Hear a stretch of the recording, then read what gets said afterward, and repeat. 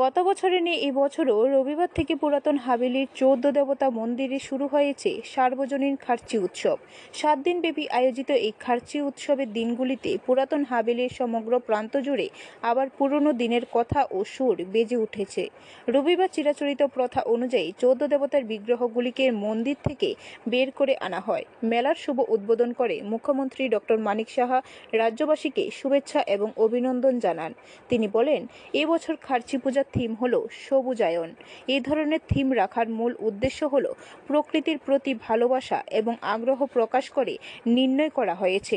রাজন্য শাসিত আমলে প্রকৃতির প্রতি রাজাদের ভালোবাসা ছিল অন্যতম, সেদিকে বিচার করে এই ধরনের থিম অত্যন্ত প্রশংসনীয়।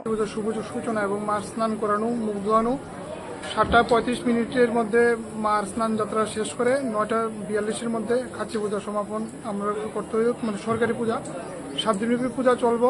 21 তারিখ মার পাট তোলা পূজা, পরে আমাদের খার্চি পূজা সমাপন হবে।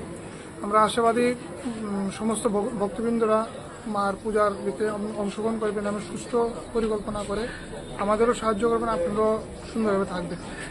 আমাদের ডিএম সাহেব এবং আমাদের এমএলএ স্যার আমাদের যথেষ্ট সহায়তা করছেন। ওরা সহায়তা ছাড়া আমরা তো কিছু করতে পারবো না।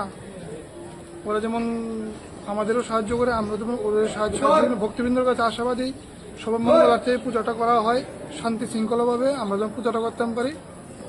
এবার আমরা আশা করছি আগের বছর তুলনায় একটু এবার অনেক বেশি লোক হবে। ব্যুরো রিপোর্ট, খবর ত্রিপুরা।